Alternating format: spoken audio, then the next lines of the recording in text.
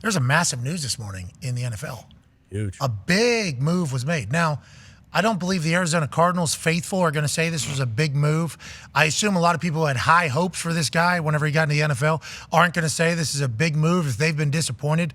But the thought that Isaiah Simmons was traded for a bag of balls to the New York Giants defense that has Thibodeau and Wink Martindale, who's literally the old school Baltimore defense that we remember where there was D linemen and linebackers standing at safety and corner and blitzes were coming from out of nowhere. This feels like a perfect human being for the Wink defense. So now that Arizona has traded him away for a 7th round pick, I feel like Giants fans should be very excited about the potential. Now, a lot of people on the internet say, this guy's cheeks. That's what this guy is cheeks because of what he did in Arizona.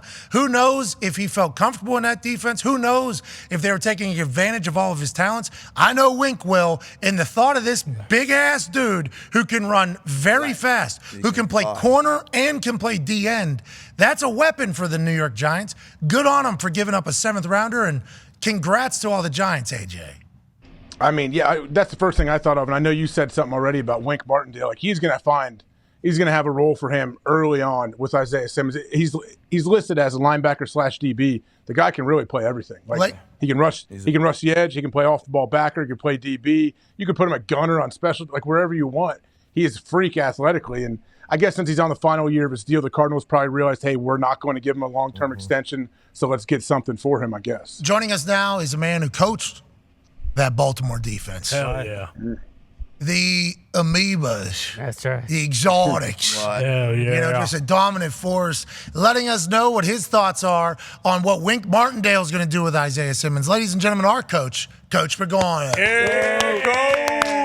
Coach is fresh off a club championship at his golf course. So congrats, Coach. Congrats. Way to go. Thank you. Proud of you. Good to see you, boys. Great to see you, too. We missed the hell out of you. Hope the offseason has been fantastic. Can't wait to get back into the regular season, seeing you on a much more regular basis. But let's talk about this move for Wink Martindale's defense with Isaiah Simmons. What do you expect? And is this not the perfect human for this Giants defense right now? Yeah, just drop another alien, in the Big Apple in Wink's defense. That's all that they ever looked for was versatile players like this, specialty type, 6'4", 240 pounds, runs 4.39. I mean, AJ just said it. There's no telling. He'll bring him from all 3 levels. He can line them up on the line of scrimmage. He'll have a NASCAR package, right, on 3rd down, 2 minute. They'll call NASCAR, and the first guy running on the field will be this alien, Isaiah. And you can bring him off the edge. Move all those Thibodeau, move all those rushers inside, bring him off the edge, play him at nickel.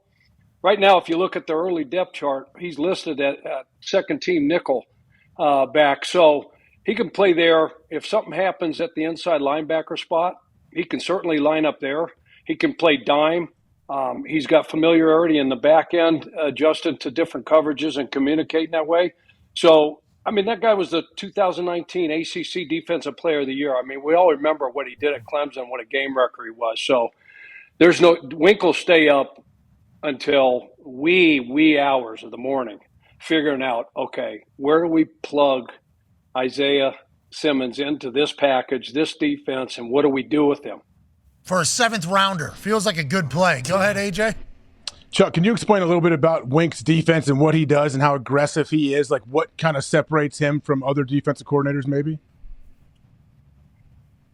Yeah, their philosophy's always been the KISS philosophy. Keep it simple, stupid. So we want to be, simple for us, but complicated for the offense. So just going back to Baltimore, Wink and I were together 05, 06 in Oakland. And then the Baltimore days and that whole system that Rex Ryan and many others put together, they're running a bunch of, you mentioned the amoebas, Pat, a bunch of exotics. There we go. Base out of a 3-4 defense on early downs, first and second run downs. But then when you get to 3rd down, 2-minute red area, obvious pass situations, these guys are all going to know each other's jobs. So what may look like a whole different package, a shit ton of blitzes to the offense. All it is they'll call the same call, whatever that is for the defense. And like Suggs and Jarrett Johnson back in the day, they just say, hey, you go to the left this time, I'll go to the right. And to the offense and the offensive coordinator and the quarterback, most specifically, it's like, oh, shit, that looks like something totally different. We need to turn the protection this way. We got to, put the back over here, man side, SIF side. And so it's no different. They just switch jobs independently on their own. Wink's going to give those guys the freedom to do that. It's unbelievable. So what seems like a totally different blitz that they're running specific to that game, it's the same one. They just moved the jerseys around. We'd sit in those meetings and he would just take up on the board off the computer and just move the jerseys around, our defensive players, and run the same blitz patterns. That whole philosophy is trying to get free runners. All right? Let the offense think, hey, they're coming from over here. All right? Get the protection turned that way, and then boom, guess what? Shinzu. They're coming from the other side, and they have these free runners. Yeah, he's brilliant. He does a great job with it. That's art of war right there, baby. You know what I mean? Keep them guessing. They think we're going high. We're high. Appear strong when weak, when strong. The whole thing, that is basically what it's been made from. You add another. They're going to do. This is good. This is great. He's going to have a great year, we assume? Yeah, again, to AJ's point, they'll find a role. They'll get him in there. They'll get him comfortable, get him acclimated to the terminology. It'll take a little bit, but like say week 1, I talked about a specialty package. They'll have a certain package that he'll be involved with that they may roll out there 2, 3, 4 times. And then as the season progresses and how he acclimates and how quick he picks up the system and the terminology will determine how much he plays.